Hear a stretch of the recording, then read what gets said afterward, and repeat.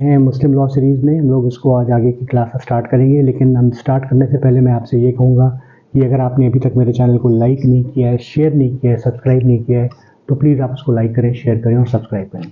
तो चलिए हम आज की क्लास को आगे बढ़ाते हैं। हम लोग बात कर रहे थे मुस्लिम लॉ सीरीज़ में हिबा के बारे में। हिबा के बारे में मैंने आपसे बात की हुई थी कि किस तरह से जो मुस्लिम लॉ में है वो हिबा जो है वो किया जा सकता है। आज हम लोग उसी सीरीज़ में कुछ आगे बात करते हैं। हम लोग बात करते हैं gift of equity of redemption की। तो बेसिकली इक्विटी ऑफ रिडम्पशन जो है वो क्या होता है कि अगर किसी भी मॉर्गेजर ने प्रॉपर्टी को मॉर्गेज किया हुआ है तो जो मॉर्गेजी प्रॉपर्टी है उसको वो रिडीम कर सकता है, उसको वो वापस ले सकता है।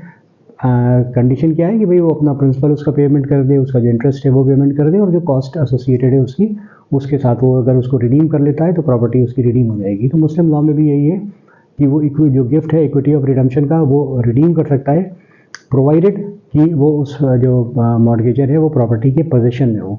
अगर वो पोजीशन में नहीं है तब फिर जो है वो आपकी रिडम्पशन नहीं होती है। फिर इसी तरह से जो कॉर्पोरियल आपकी प्रॉपर्टी है, कॉर्पोरियल प्रॉपर्टी वो होती है जो टेंजिबल होती है, जैसे आपके नेगोशिएबल इंस्ट्रूमेंट्स हैं, प्रॉमिसरी नोट्स हैं, तो उनकी जो आपकी जो गिफ्ट है उसका तब कंप्लीट होगा जब आप उसकी जो डिलीवरी है, जो पोजीशन है वो आप देंगे।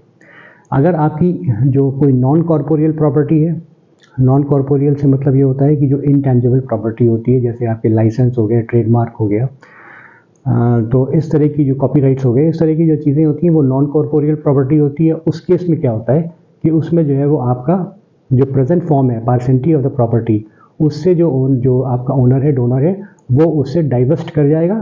तो फिर जो है वो आपकी जो नॉन कॉर्पोरियल प्रॉपर्टी है उसका भी गिफ्ट हो जाएगा।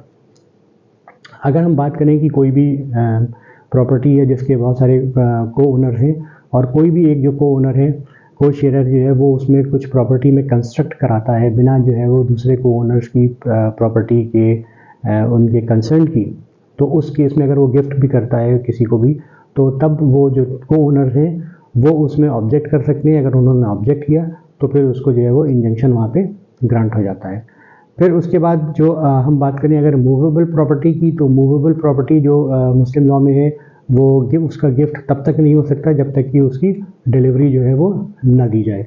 डिलीवरी अगर नहीं भी दी गई है, अगर पोजीशन नहीं भी दिया गया है, तो कंसेंट जो कंसीडरेशन अमाउंट है वो पेमेंट करना उसका ज़रूरी है, तो वो गिफ्ट जो है वो कंप्लीट माना जाएगा, वैलिड माना जाएगा। इसी तरह से अगर कोई आपका माइनर है तो उस माइनर की जो प्रॉपर्टी है, तो जो माइनर की प्रॉपर्टी है उसमें जो उनका जो गार्जियन है, ज़रूरी नहीं है कि जो प्रॉपर्टी का गार्जियन हो, हाँ जो ओनर जो मार्जिन जो भी गार्जियन जो माइनर के साथ है उस प्रॉपर्टी का, जो डोनर के साथ है, जो डोनी है, वो उस प्रॉपर्टी की गिफ्ट कर सकता है। तो ये आज मैंने आपको और थोड़ा सा जानकारी दिया मुस्लिम लॉ में हिबा के बारे में, और नेक्स्ट क्लास में हम लोग और आगे कुछ और बातें करेंगे। तो आई होप आपको मेरा ये लेक्चर जो है पसंद आया होगा। इन केस अगर आपको पसंद आया तो भाई प्लीज़ आप उसको लाइक करें, शेयर करें और सब्सक्राइब करें। And thank you and keep watching and we'll meet in the next class.